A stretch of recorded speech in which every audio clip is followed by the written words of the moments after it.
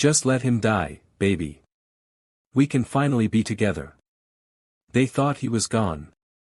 Machines breathed for him. His eyes stared at nothing.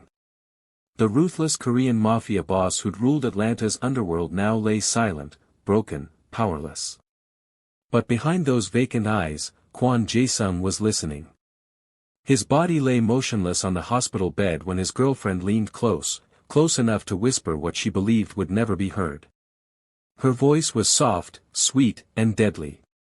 "The doctors say you're never waking up," she murmured, stroking his hair like a lover. "I can't wait to watch you die." Inside that frozen body, something ignited. An eye shifted, just once. Just barely. Unnoticed by everyone except the night duty nurse standing in the corner. And in that moment, a man who had survived gang wars, assassinations, and betrayals realized the most dangerous threat to his life wasn't the bullet that put him in that bed, it was the woman who kissed his forehead while planning his murder. But there was one problem with her plan. Someone saw him when he was invisible. Before we dive into this story, I want to specially wish you a happy new year. May this year bring happiness and prosperity to you and your loved ones. Tell us where you're watching from and what time it is in your country. And if stories like this move you, don't forget to subscribe and hit that notification bell. Because what happens next will have you questioning everything you thought you knew about love. Now, let's begin. Deborah Williams had exactly 3 rules for surviving night shifts in Emory Hospital's ICU. 1. Don't get attached. 2.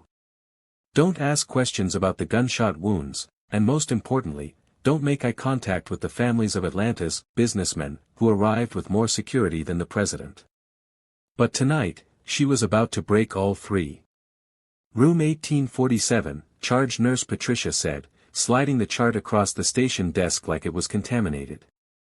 Private patient. Around-the-clock coverage. You're his overnight. Deborah glanced at the name. Kwon Jae-sung. 32, male. Gunshot wound to the head, severe traumatic brain injury, induced coma. What's the catch? Deborah asked, because in 5 years of ICU nursing, she'd learned that private patient was code for complications of the criminal variety. Patricia lowered her voice. 3 men in suits outside his door. Another 5 in the waiting area. Hospital admin is sweating bullets, no pun intended. Just keep him alive, monitor vitals, standard protocol. And Deborah? Patricia's dark eyes were serious. Whatever you see, whatever you hear, you didn't. Great. Exactly how Deborah wanted to spend her Tuesday through Saturday nights, babysitting Atlanta's underworld royalty. She grabbed the chart and headed down the corridor, her purple scrub swishing with each step. The men outside 1847 weren't hospital security. They were too well-dressed, too alert, and one of them had a bulge under his jacket that definitely wasn't a cell phone. The tallest one, sharp cheekbones, designer glasses, an expression that could freeze vodka, stepped into her path. Identification, he said. Not asked. Demanded. Deborah held up her hospital badge. Deborah Williams, RN. I'm his night nurse. The man studied her badge, then her face, then scanned her up and down with the efficiency of a TSA agent who actually cared. Finally, he stepped aside. Min Jun, he said, which she assumed was his name, not a greeting. You will report any changes in Mr. Kwon's condition to me immediately. Before doctors. Before administration. Understood?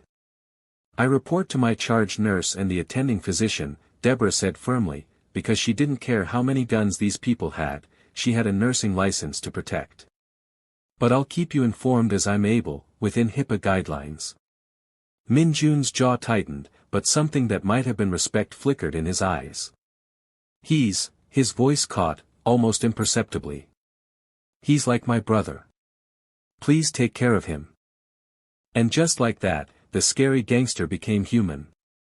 Deborah's expression softened. I will. That's a promise.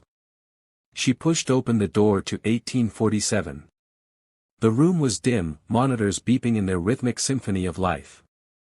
And in the bed, connected to enough tubes and wires to launch a spaceship, was Kwon Jae-sung. Deborah had seen plenty of coma patients. After a while, you stopped seeing individuals and started seeing meat suits for vital signs. But something made her actually look at this one. He was younger than she'd expected. Handsome in that sharp, dangerous way, all clean angles and smooth skin, his black hair falling across a forehead marred by bandages.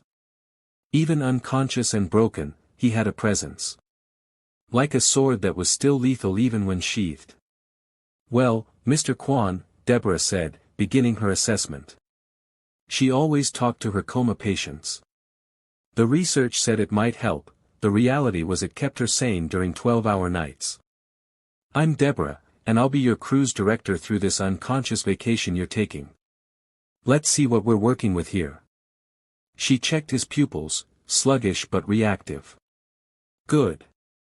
Checked his ICP monitor, intracranial pressure elevated but stable.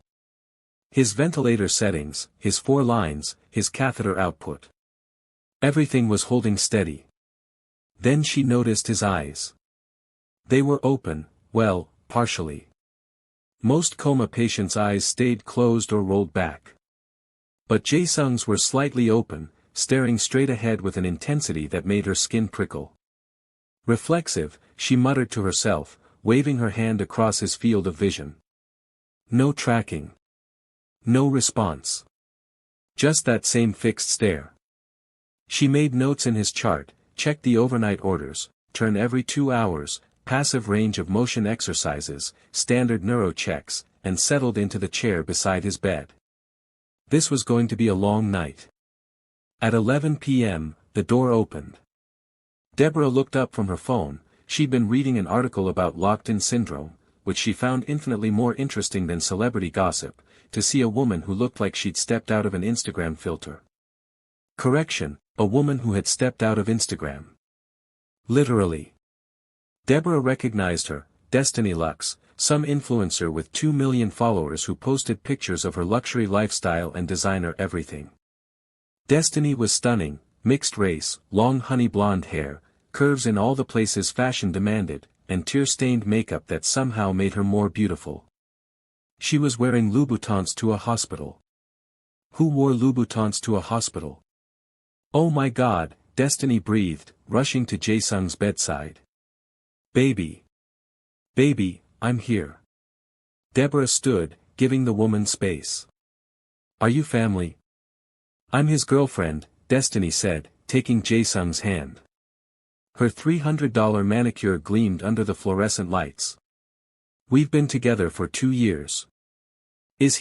Will he, she dissolved into sobs that were either Academy Award worthy or genuinely heartbroken. Deborah couldn't tell which. "The doctors are cautiously optimistic," Deborah said gently. "The next 72 hours are critical. He's stable right now." Destiny nodded, dabbing at her eyes with a tissue that probably cost more than Deborah's scrubs. Can I have some time alone with him?" Every instinct in Deborah's body screamed no, but she couldn't articulate why. "I need to stay in the room to monitor him. But I can give you privacy. I'll be over by the window charting. Pretend I'm not here." Destiny's smile didn't reach her eyes. "Thank you." Deborah moved to the corner workstation, pulling up Jae-sung's electronic chart while keeping him in her peripheral vision. Hospital policy said she couldn't leave a critical patient unattended. Something deeper said she shouldn't leave this patient unattended. Destiny leaned close to Jae-sung, stroking his hair with the tenderness of a devoted lover. "I'm so sorry this happened to you, baby," she whispered. "But don't worry. I'm going to take care of everything." Then, so quietly Deborah almost missed it, "just like we planned." Deborah's fingers froze on the keyboard. Destiny kissed Jae-sung's forehead, whispered something else Deborah couldn't hear, and stood. "I'll be back tomorrow. Please, take good care of him. He's everything to me." The performance was flawless. If Deborah hadn't caught that last whisper, she would have believed every word. After Destiny left in a cloud of Chanel No. 5, Deborah approached the bed slowly. "Mr. Kwan," she said quietly, "I really hope I'm being paranoid right now." She looked down at his face, and froze. His eyes had moved. Not much. Not a dramatic shift. But they were no longer staring straight ahead.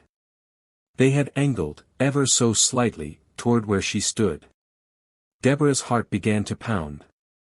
She grabbed her penlight, checking his pupils again. Reactive. Equal.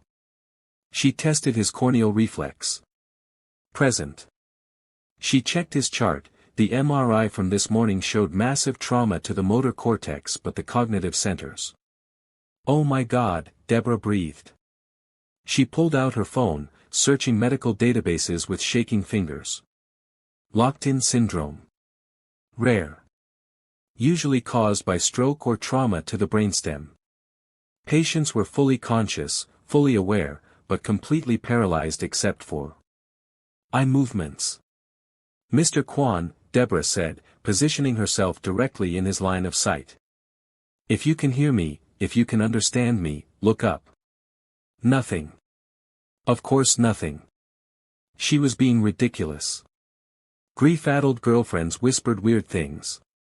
Coma patients had random eye movements.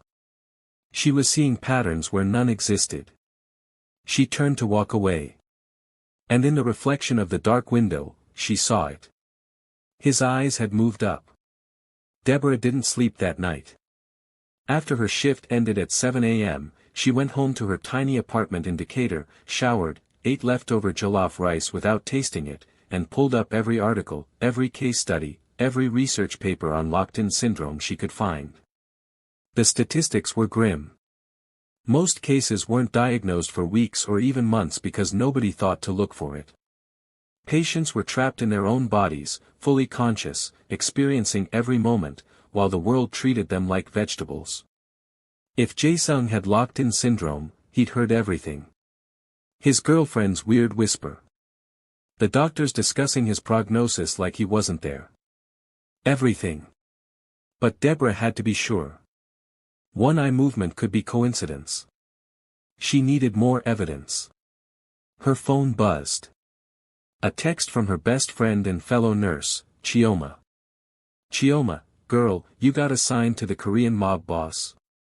"Deborah, how do you already know this?" "Chioma, hospital gossip moves faster than CDC alerts." "You okay? Those people are dangerous." "Deborah, the patient isn't dangerous. He's in a coma." "Chioma, his friends though." Minjun practically threatened Dr. Patterson when he suggested DNR discussions. "Deborah, Minjun seems protective, not threatening." "Chioma, Deborah. Promise me you'll be careful." "I'm serious." "Deborah, I promise." "Love you."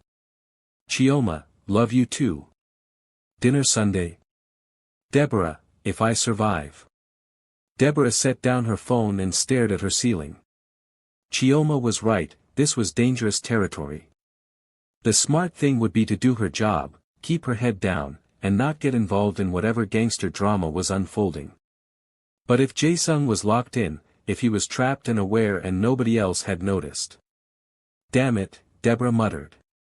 She'd always been terrible at the smart thing. That night, Deborah came prepared.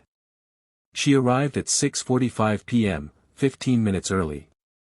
Minjun was at his post, looking like he hadn't slept in days. "Any changes?" he asked immediately. "Not according to the day's shift notes," Deborah said. "But I'll do my own assessment and let you know." Inside room 1847, Deborah set down her bag and approached the bed. Jae-sung looked exactly as he had the night before, motionless, breathing with the assistance of the ventilator, existing in that space between life and death. "Okay, Mr. Kwan," Deborah said, pulling up a chair. "Here's the deal. I think you might be in there. I think you might be able to hear every word I'm saying. And I need to know for sure, because if you are aware, then we need to establish communication. And if you're not, then I'm talking to myself like a crazy person, which wouldn't be the first time.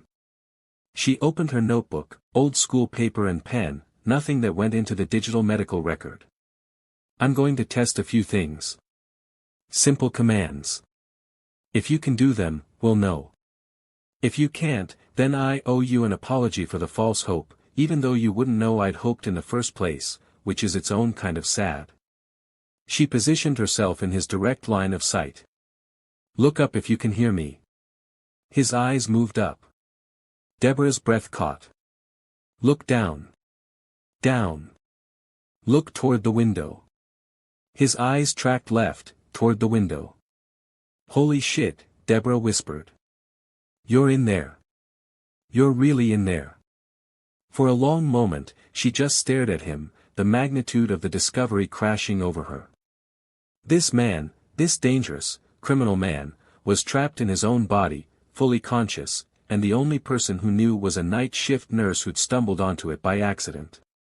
Okay, Deborah said, forcing her voice to steady. Okay. We need a system. One look up for yes, one look down for no. Can you do that? Up. Yes. Are you in pain? Down. No. Thank God. At least there was that. Can you feel anything? Physically? Down. No. Can you hear everything happening around you? Up. Yes. Deborah's heart broke a little. How long have you been aware? Since you woke up from the induced coma? Up. Yes. That was 4 days ago. 4 days of being trapped, voiceless, while the world moved around him. I'm so sorry, Deborah said quietly. I'm so sorry nobody noticed until now. But I see you. I'm going to help you, okay? I'm going to figure out how to get you out of this. A single tear rolled down Jae-sung's cheek. Deborah gently wiped it away. I've got you, Mr. Kwon. I promise. Over the next week, Deborah and Jae-sung developed their silent language. She'd talk, he'd respond with eye movements. It was painfully slow. Each conversation consisted of yes/no questions and carefully worded options. But it was something. It was connection. She learned that he was terrified, yes, but not of dying, no. He was worried about his organization, yes, about Min-jun, yes, about someone specific, yes, eyes moving toward the door when she asked if the threat was close. She learned that he hated the liquid nutrition, yes, with what she swore was an eye roll, that he appreciated when she played music, yes, particularly when she found Korean hip-hop playlists, and that he actually wanted her to keep reading to him, yes, enthusiastically, when she'd apologized for talking his ear off. What kind of books do you like? She'd asked one night. Romance? Down. A definite no, and she could have sworn she detected judgment in that eye movement. Rude. Romance is valid literature, Deborah said. Mystery? Up. Yes. Thriller? Up. Yes. Of course. You criminals all think you're so clever, Deborah teased, and was rewarded with what she was learning to recognize as his amused look, a slight relaxation around his eyes. So she read him Gillian Flynn and Tana French and Dennis Lehane, and he listened with the focus of a man starved for stimulation. But she also talked about herself, because the silence of the ICU at 3 a.m. demanded filling, and because something about his trapped stillness made her want to offer pieces of her life as gifts. My parents think I'm crazy for doing night shift, she told him one Thursday. My dad's a pastor, Redeemed Christian Church of God, very serious, very, Deborah, when will you find a nice Nigerian boy and give us grandchildren? My mom's a professor at Georgia State. Between them, I got a lot of expectations and a very strong sense of right and wrong. She paused. Which makes this complicated. You know, the fact that you're, she gestured vaguely. You. Up. He knew. Min-jun told me you run export, Deborah said carefully. I'm choosing to believe that's partially legitimate business. Jae-sung's eyes moved in what she'd learned meant he found something funny, a quick up-down-up. Oh, so it's fully illegitimate. Great. Just great. But she was smiling. For the record, I don't approve of crime. Up. Acknowledgement. But I also don't approve of leaving people trapped in their own bodies without help, so here we are. His eyes softened, she could see it now, the micro-expressions in the muscles around them. Gratitude. Warmth. Something else she was absolutely not going to name. On her 8th night, Destiny came back. Deborah was in the middle of reading Gone Girl. Jae-sung was very invested in the plot twists, when the door opened and the influencer swept in, this time in Valentino and Cartier. How is he? Destiny asked, her voice dripping with concern. Stable, Deborah said neutrally. She glanced at Jae-sung. His eyes had gone flat, emotionless. He was hiding, she realized. Playing dead. Smart. Can I have a moment alone? Destiny asked, already moving to the bedside. I need to stay in the room, Deborah said, returning to her corner workstation. Hospital policy. Destiny's smile was plastic. Of course. Deborah pretended to chart while watching the reflection in the dark window, a trick she'd perfected over the past week. Destiny leaned close, stroking Jae-sung's hair. To any observer, she was the devoted girlfriend. But Deborah saw the calculation in her eyes, the performance in her gestures. The doctors say you might never wake up, Destiny whispered. They're talking about long-term care facilities. Feeding tubes and bed baths for the rest of your life. She sighed, a delicate sound of suffering. I can't let you live like that, baby. You wouldn't want that. Deborah's blood ran cold. I'm meeting with the lawyer tomorrow, Destiny continued, voice still saccharine. About your advance directive. And then we can let you go peacefully. No more suffering. She kissed his forehead, and Deborah saw murder in the gesture. After Destiny left, Deborah rushed to the bedside. Did you give her power of attorney? Down. No. Does she have any legal right to make medical decisions for you? Down. No. Then who does? His eyes moved toward the door. Min-jun. Okay. Okay, that's good. She can't actually do anything without proper authorization. But Deborah's hands were shaking.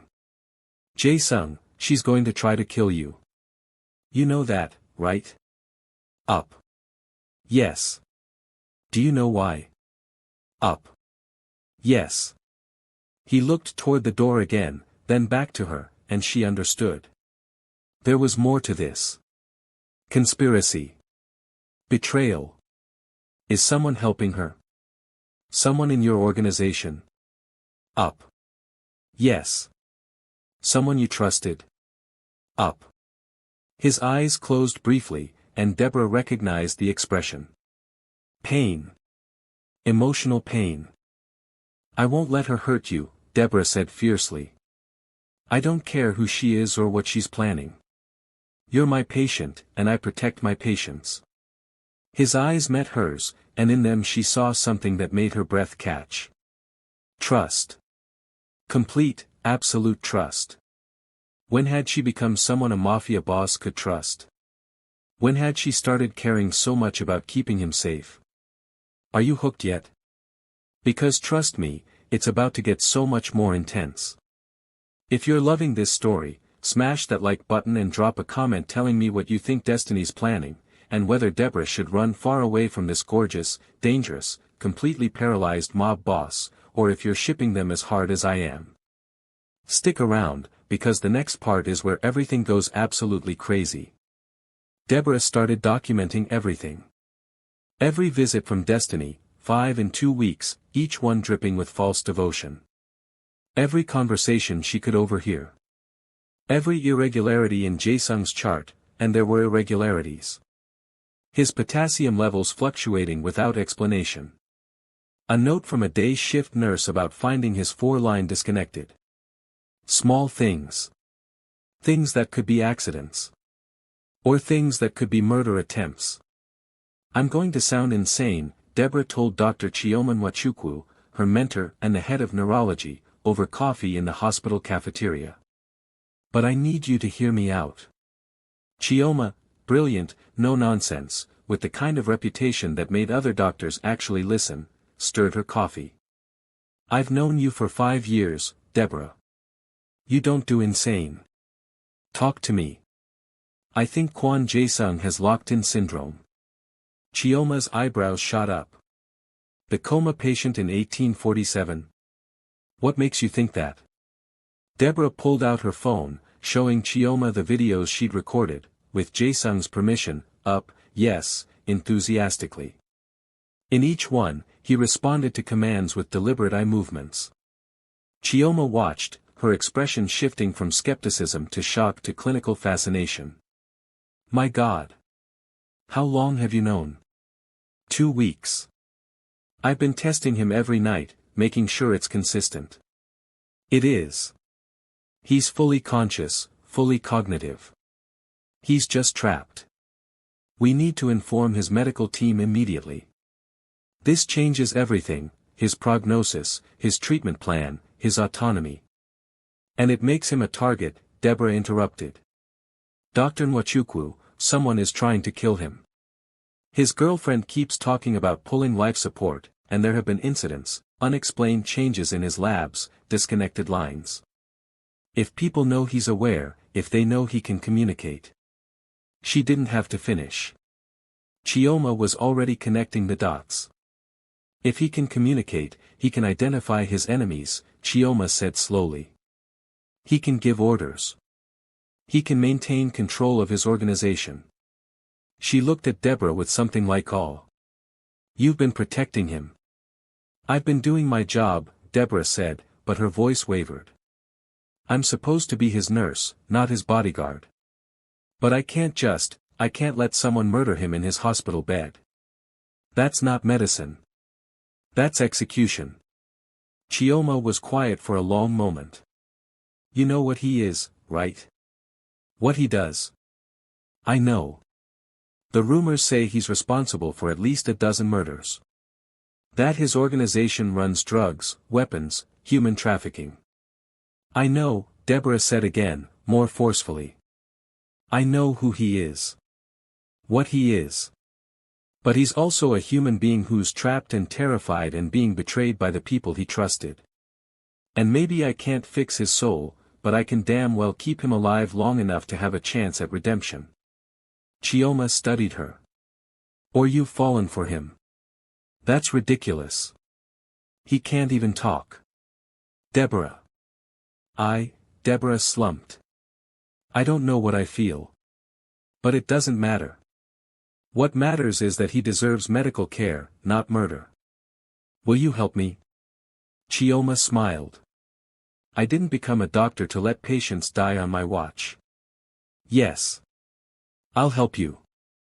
They brought Min-jun in that night. He stood at Jae-sung's bedside, his usual stoic expression cracking as Deborah explained. He's been awake this whole time. Min-jun's voice was rough. Conscious? Yes, Deborah said. I can prove it. Jae-sung, she positioned herself in his line of sight. Tell Min-jun that you're aware. Look up for yes. Up. Min-jun made a sound between a laugh and a sob. Brother. I thought I'd lost you. Up. Down. Not yet. We need to talk about the threat, Deborah said carefully. Jae-sung's been trying to tell me someone's planning to hurt him. Someone close. Min-jun's expression went deadly cold. Who? Deborah looked to Jae-sung. Is it destiny? Up. Yes. Is she working alone? Down. No. Is it someone in this room? Down. No. Min-jun relaxed fractionally, and Deborah realized he'd been terrified it was him, that his brother suspected him. Is it someone in your organization? Min-jun asked. Up. Yes. One of the senior members. Up. Yes. Min Jun pulled out his phone, scrolling to a photo, a group shot of about a dozen Asian men in expensive suits. I'm going to point to each person. Look up when I get to the traitor. He went through the photo slowly. When he reached a man with silver-streaked hair and a cruel smile, Jae-sung's eyes moved up sharply. Kongdae, Min Jun breathed. You're underboss. He's been, understanding dawned, ugly and sharp. He's been fucking Destiny, hasn't he? Up. Yes. And they're planning to kill you and take over the organization. Up. Yes. The temperature in the room seemed to drop 20 degrees. Min Jun's face was a mask of controlled rage. I will handle this. I will end them both. Jae-sung's eyes moved frantically, down, down, emphatic no. You don't want them dead? Min Jun asked, confused. Down. Then up, then toward Deborah. He wants them handled, Deborah translated, but not in a way that brings trouble here. To the hospital. To. She paused. To me. Up. Yes. Soft. Min Jun looked between them, and something shifted in his expression. You care about her. The nurse. Up. Yes. No hesitation. Oh, Min Jun said. Then, to Deborah, he doesn't do this. Care about people.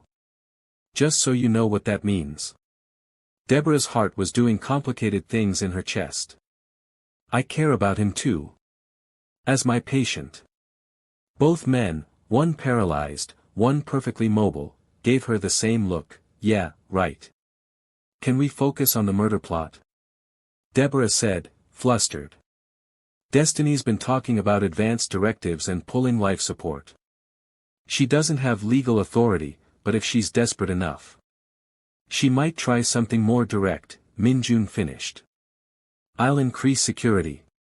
No one gets in this room without my explicit approval. Not even medical staff. You can't prevent legitimate medical care, Deborah protested. I can verify everyone. Check credentials. Make sure they're supposed to be here. Min Jun's expression was granite. No one touches him without protection. Deborah wanted to argue, but she understood. In Jae-sung's world, hospitals weren't safe havens. They were hunting grounds. There's something else, she said. His labs have been irregular. Potassium fluctuations, unexplained metabolic changes. I think someone on staff might be compromised. Either bribed or threatened into helping Destiny. Min Jun cursed in Korean. Can you find out who? I can try. But Min Jun, Deborah met his eyes. When Jae-sung wakes up, if he wakes up, he'll want revenge. I get that. But I need your word that it won't happen here. Not in this hospital. Too many innocent people could get caught in the crossfire. You have my word, Min Jun said. The hospital is sanctuary. But outside these walls. His smile was a knife.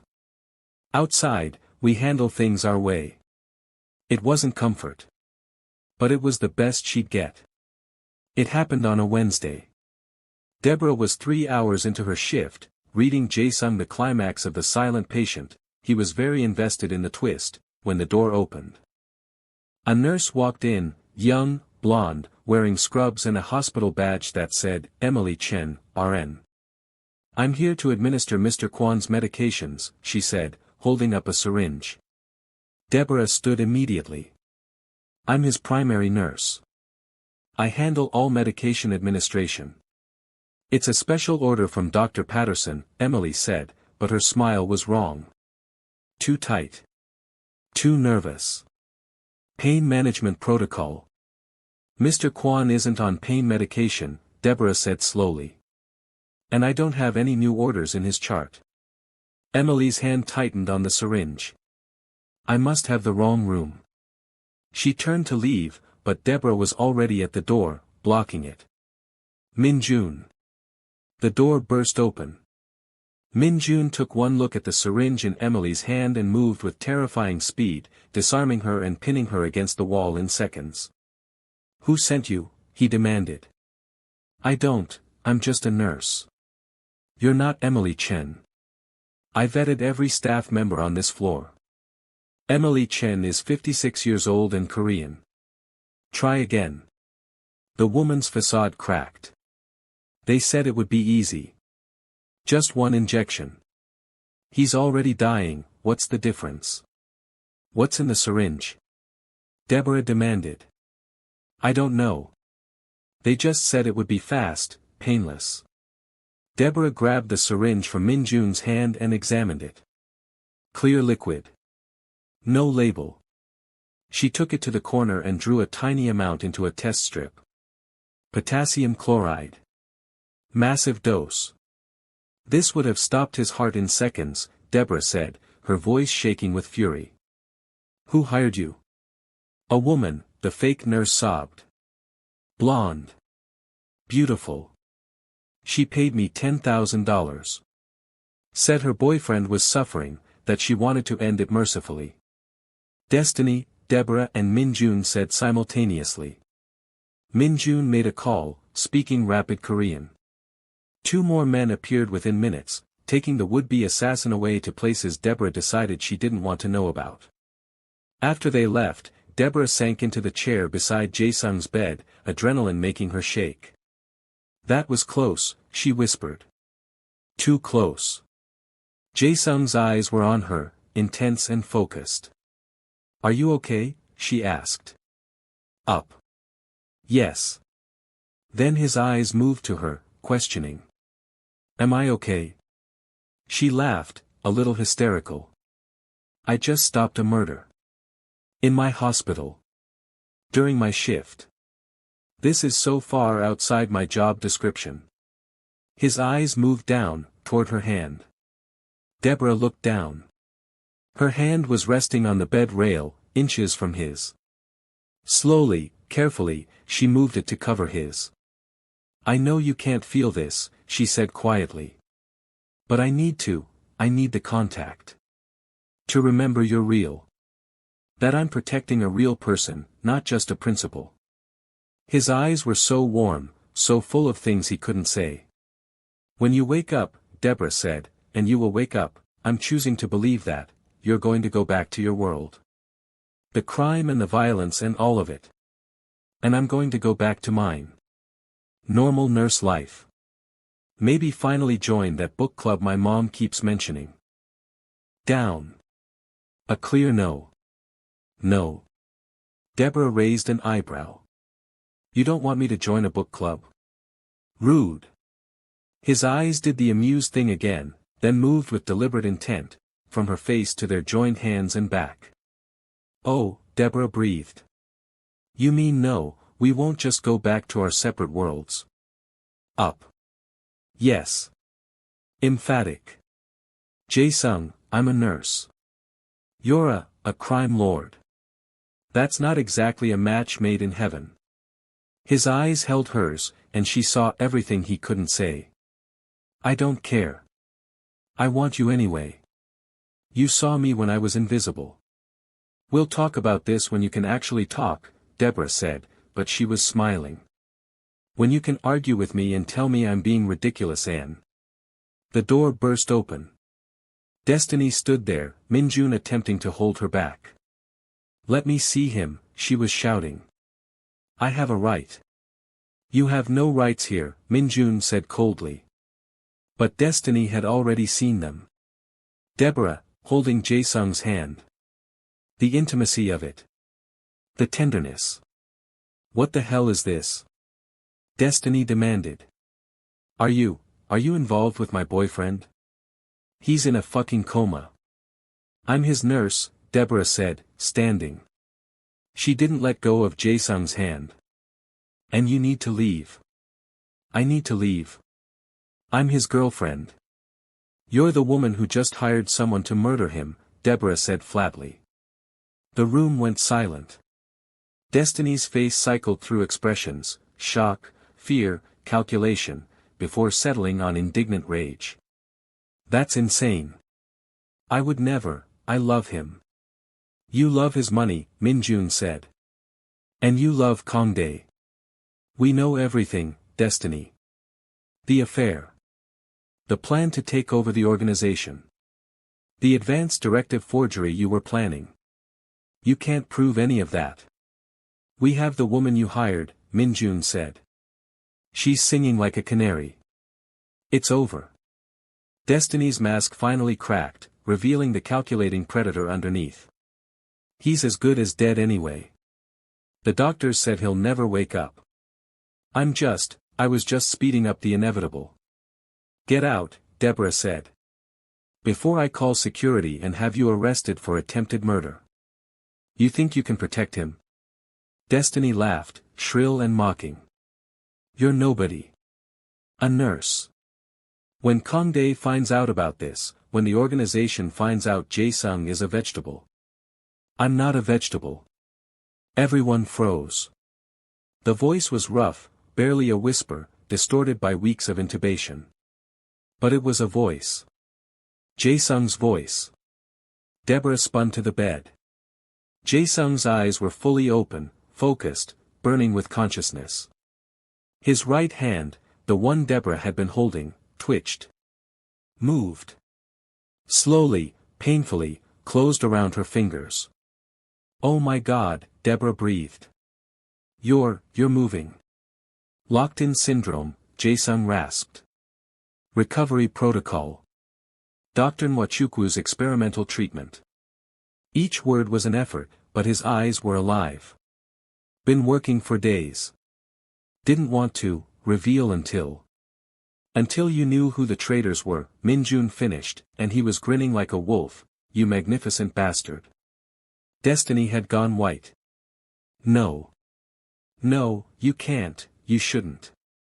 Be able to hear you confess to trying to murder me? Jae-sung's smile was terrifying.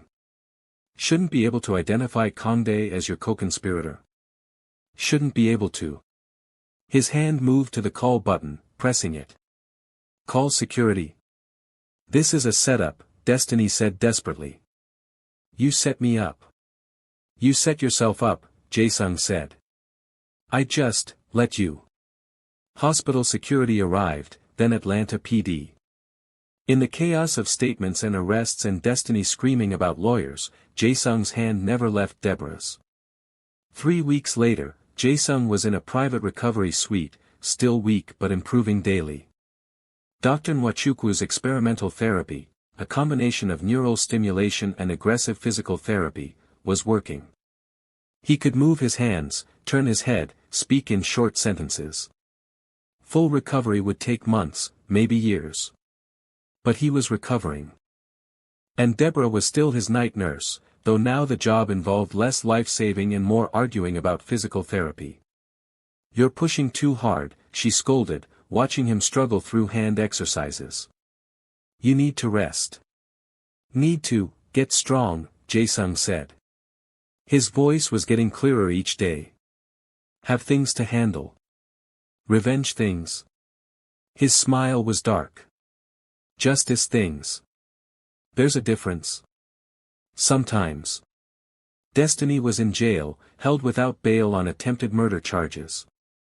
Her Instagram had been deleted, her influencer career in ruins. The fake nurse had turned state's evidence, providing a full testimony in exchange for witness protection.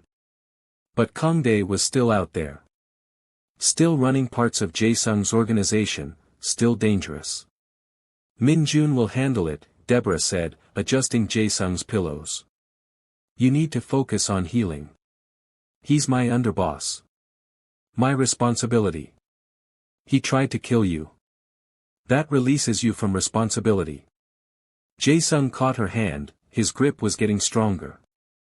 Deborah. She sighed. I know. Your world, your rules. Just, be careful. I didn't work this hard to keep you alive just so you can get shot again. You care about me.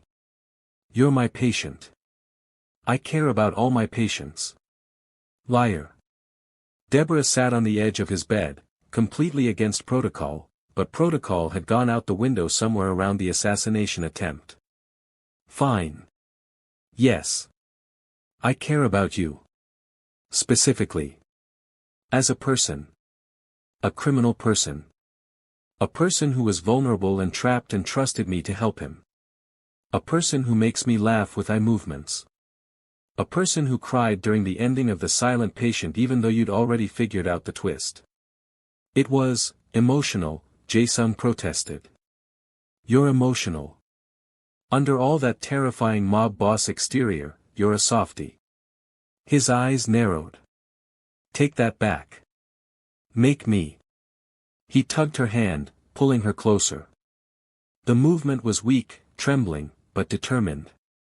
When I'm fully recovered, going to show you exactly how not soft I am. Deborah's breath caught. Is that a threat or a promise? Both. They were close enough now that she could see the gold flecks in his dark eyes, the faint scar on his cheekbone, the way his pulse jumped in his throat. This is a terrible idea, Deborah whispered. You're a criminal.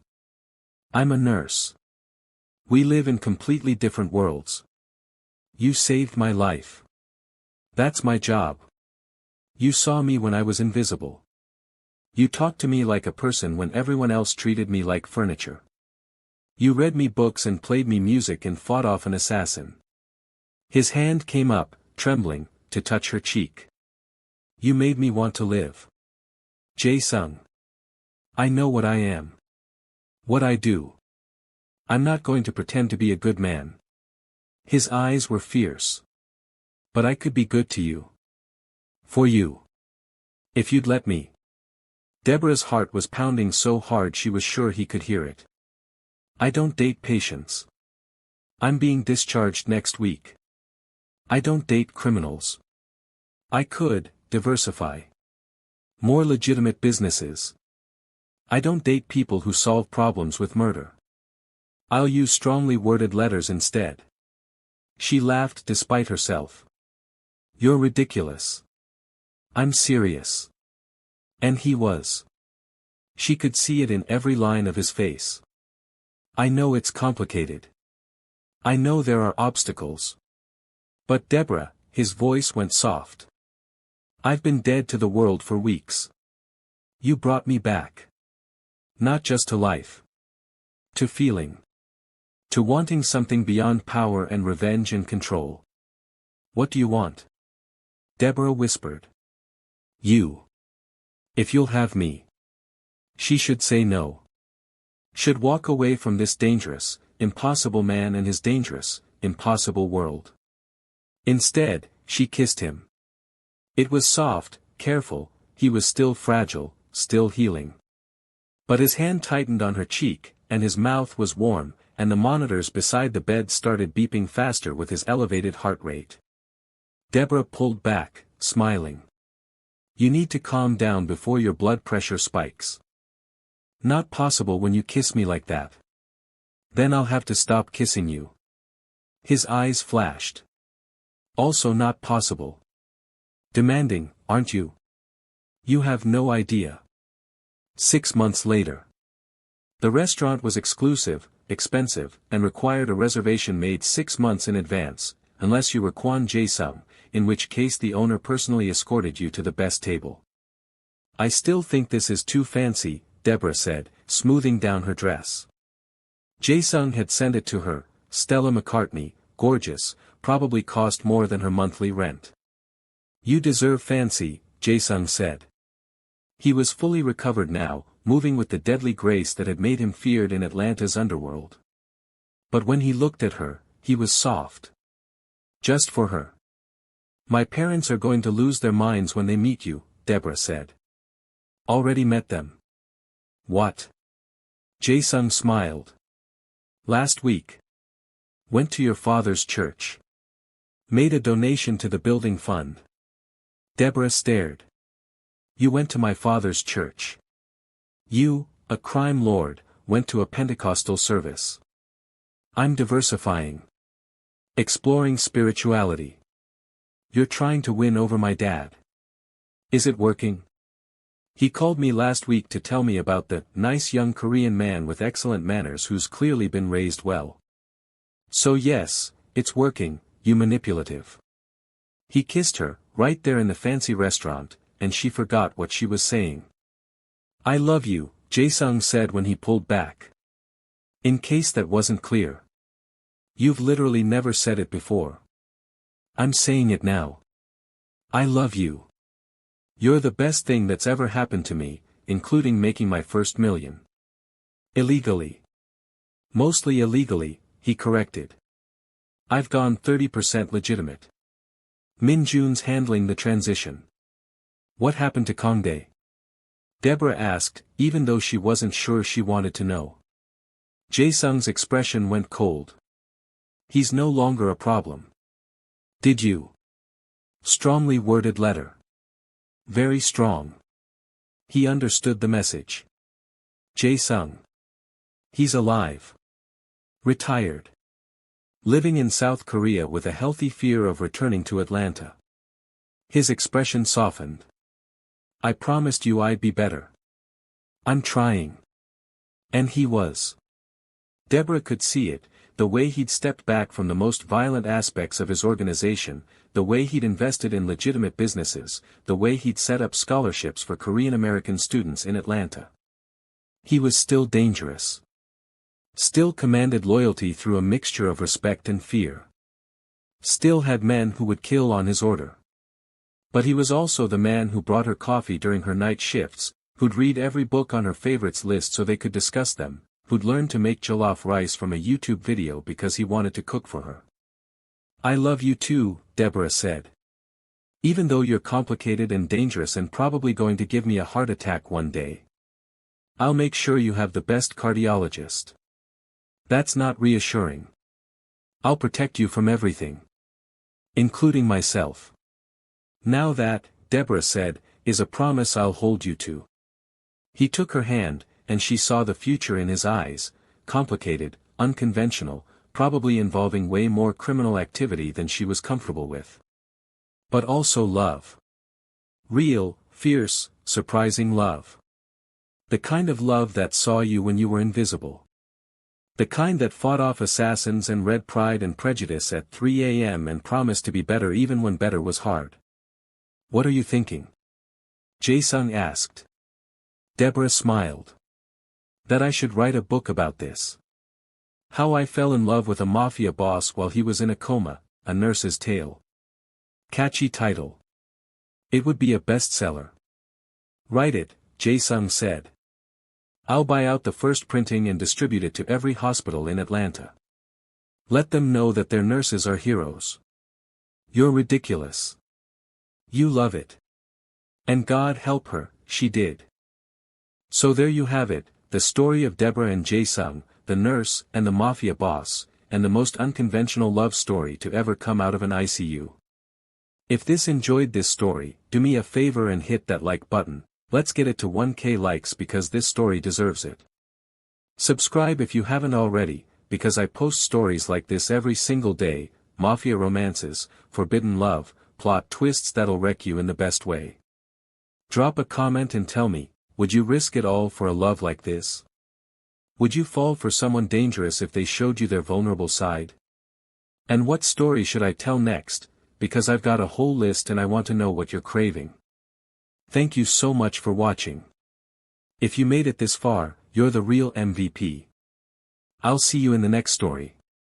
Until then, remember that love shows up in the most unexpected places. Sometimes even in a hospital room at 3 a.m., when the only language you have is eye movements and trust. Peace out, lovers. Stay romantic. Stay safe. And maybe stay away from mafia bosses unless they're fictional.